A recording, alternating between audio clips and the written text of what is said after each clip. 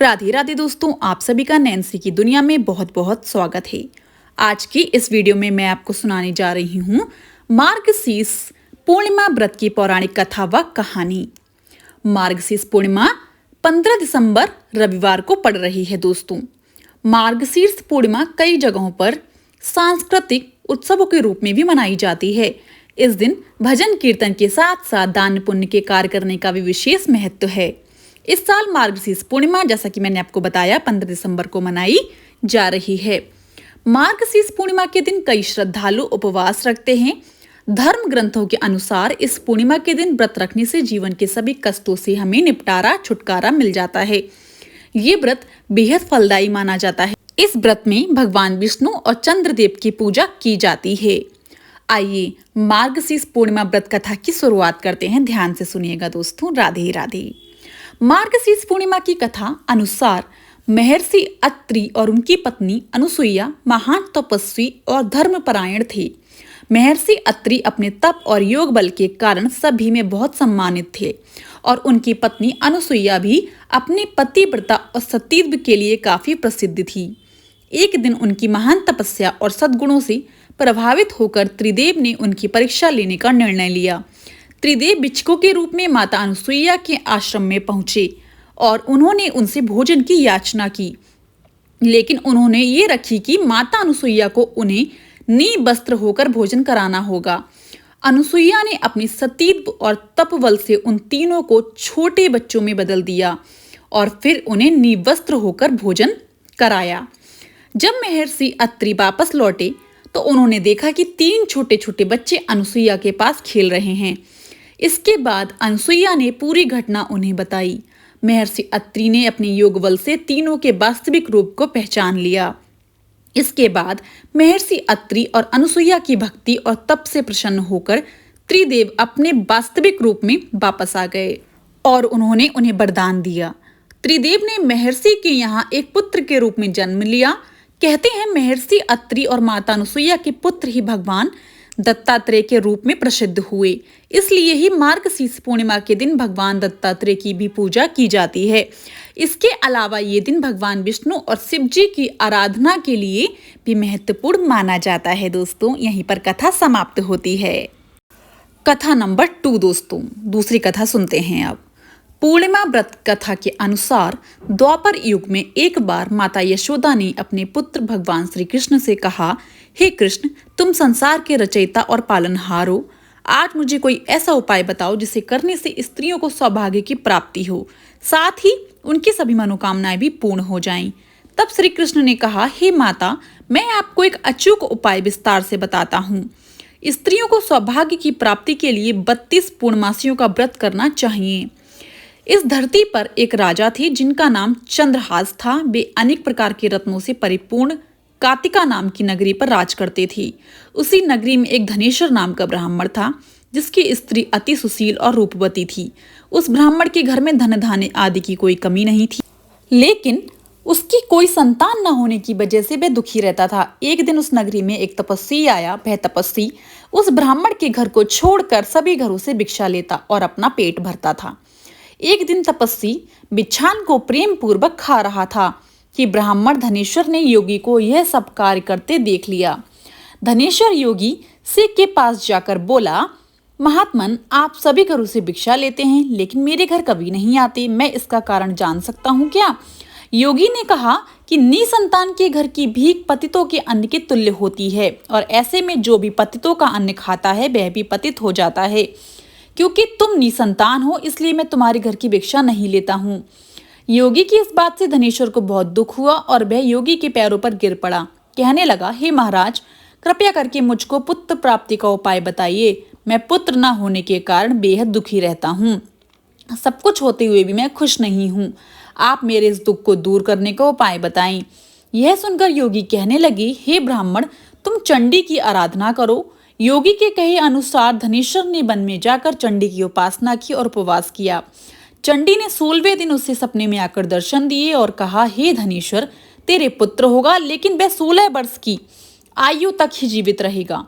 लेकिन यदि तुम दोनों स्त्री पुरुष 32 पूर्णमासियों का व्रत करोगे तो वह दीर्घ आयु प्राप्त करेगा। प्रातःकाल तुम्हें इस स्थान के समीप ही एक आम का वृक्ष दिखेगा। उस पर चढ़कर एक फल तोड़कर शीघ्र ही अपने घर जाना और वह फल अपनी स्त्री को खिला देना। ऋतु स्नान के बाद वह स्वच्छ होकर भगवान शंकर का ध्यान करके उस फल को खा लेगी।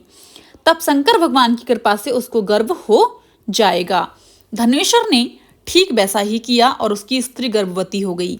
देवी जी की असीम कृपा से उन्हें एक अत्यंत सुंदर पुत्र उत्पन्न हुआ, जिसका नाम उन्होंने देवीदास रखा। दुर्गा जी की आज्ञा के अनुसार उसकी माता ने 32 पूर्णमासी का व्रत रखना प्रारंभ कर दिया। 16 वर्ष लगते ही देवीदास के माता पिता को चिंता होने लगी कि कहीं उनके पुत्र की इस वर्ष मृत्यु ना हो जाए। धनेश्वर ने देवीदास के मामा को बुलाया और कहा कि देवीदास 1 वर्ष तक काशी में जाकर विद्याध्ययन करे, ऐसी हमारी इच्छा है। इसके साथ में तुम चले जाओ और 1 वर्ष के बाद इसको वापस लौटा लाना। इस तरह देवीदास को एक घोड़े पर बैठकर अपने मामा के साथ काशी के लिए निकलना पड़ा। धनेश्वर ने अपने पुत्र की दीर्घ आयु के लिए भगवती दुर्गा की आराधना और पूर्णमासियों का व्रत करना शुरू कर दिया। इस प्रकार बराबर 32 पूर्णमासी का व्रत पूरा किया। कुछ समय बाद मामा और भांजा किसी नगर में रात बिताने के लिए ठहरे हुए थे। उस दिन उस गांव में एक ब्राह्मण की कन्या का विवाह होने वाला था। जिस धर्मशाला में वर और उसकी बारात ठहरी थी, वहीं देवीदास और उसके मामा भी ठहरे हुए थे। संयोग से कन्या को तेल आदि चढ़ाकर मंडप आदि का कृत्य किया गया तो लग्न के समय वर को धनुव्रात हो गया।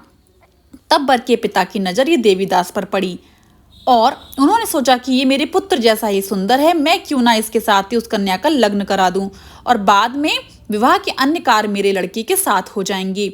ऐसा सोचकर वर का पिता देवीदास के मामा से जाकर बोला कि तुम थोड़ी देर के लिए अपने भांजे को हमें दे दो, और उसने अपनी योजना उन्हें बताई।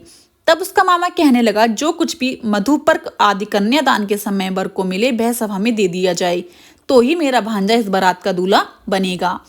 यह बात वर के पिता ने स्वीकार कर ली और इस तरह से देवीदास का विवाह उस कन्या के साथ हुआ। पत्नी के साथ वह भोजन ना कर सका और अपने मन में सोचने लगा कि ना जाने ये कैसी स्त्री होगी। लड़के को ऐसा करना सही नहीं लगा और उसकी आंख में आंसू आ गई। तब बधू ने पूछा कि क्या बात है, आप इतनी दुखी क्यों हो? तब उसने अब सब बातें लड़की को बतला दी। तब कन्या कहने लगी कि अब हमारी शादी हो गई है। देव, ब्राह्मण और अग्नि के सामने मैंने आपको ही अपना पति माना है, बनाया है, इसलिए अब आप ही मेरे पति हैं। अब मैं आपकी ही पत्नी रहूंगी, किसी अन्य की नहीं। तब देवीदास ने कहा, ऐसा मत करिए, क्योंकि मेरी आयु कम है, मेरे बाद आपकी क्या गति होगी, इन बातों पर जरूर विचार कर लें। परंतु वह दृढ़ विचार करने वाली थी। बोली कि जो आपकी गति होगी वह मेरी गति होगी। इसके बाद देवीदास और उसकी पत्नी दोनों ने भोजन किया और शेष रात्रि वे सोते रहे। प्रातःकाल देवीदास ने अपनी पत्नी को एक अंगूठी दी, एक रुमाल दिया और बोला, हे प्रिय, इसे लो और संकेत समझकर स्थिर चित्त हो जाओ। यदि मैं जीवित रहा तो अवश्य वापस आऊंगा, वरना समझ लेना मेरी मृत्यु हो गई है। प्रातःकाल जब शादी के कार्य पूरा होने के बाद सब बाराती मंडप में आए तो कन्या ने अपने पिता से कहा कि ये मेरा पति नहीं है और पूरी बात अपने पिता को बता दी। बारात वापस चली गई। इस प्रकार देवीदास काशी चला गया। कुछ समय बाद काल से प्रेरित होकर एक सर्प रात्रि के समय देवीदास को डसने के लिए वहां पर आया, परंतु व्रत के प्रभाव से उसको काट ना सका, क्योंकि पहले ही उसकी माता ने 32 पूर्णिमा का व्रत पूरा कर लिया था। इसके बाद मध्या के समय स्वयं काल वहां आकर देवीदास के शरीर से उसके प्राणों को निकालने का प्रयत्न करने लगा, जिससे वह मूर्छित होकर पृथ्वी पर गिर पड़ा। उसी समय पार्वती जी के साथ श्री शंकर जी वहां पर आए। उसको मूर्छित दशा में देखकर पार्वती जी ने भगवान शंकर से कहा, हे महाराज, ये वही बालक है जिसकी माता ने 32 पूर्णिमा का व्रत किया है पूर्ण तरीके से, जिसके प्रभाव से इसका मृत्यु दोष कट गया। भवानी के कहने पर भगवान शिव जी ने उसको प्राणदान दे दिया। उधर उसकी स्त्री उसकी प्रतीक्षा कर रही थी। जब 16 वर्ष व्यतीत हो गया तब देवीदास भी अपने मामा के साथ काशी से चल दिया और वो कुछ दिन बाद अपनी पत्नी के घर पहुंच गया। लड़की के पिता ने खूब धन धान के साथ अपनी पुत्री को उसके साथ विदा किया। श्री कृष्ण भगवान कहने लगी कि इस प्रकार धनेश्वर द्वारा 32 पूर्णिमा का व्रत रखने से उसकी पुत्र को लंबी आयु की प्राप्ति हुई, अतः जो भी स्त्रियां ये व्रत को करती हैं वे जन्म जन्मांतर में वैधव्य का दुख नहीं भोगती और सदैव सौभाग्यवती रहती हैं। ये व्रत पुत्र पौत्रों को देने वाला तथा संपूर्ण मनोकामनाओं को पूर्ण करने वाला है। दोस्तों, यहीं पर हमारी कथा समाप्त होती है। राधे राधे। दोस्तों, यदि आपको मेरी कथाएं पसंद आई हो तो जाने से पहले मेरे चैनल को लाइक, शेयर एंड सब्सक्राइब करना बिल्कुल भी ना भूलें एंड कमेंट बॉक्स में मुझे राधे राधे जरूर लिखिएगा। आप सभी को पूर्णिमा की हार्दिक शुभकामनाएं।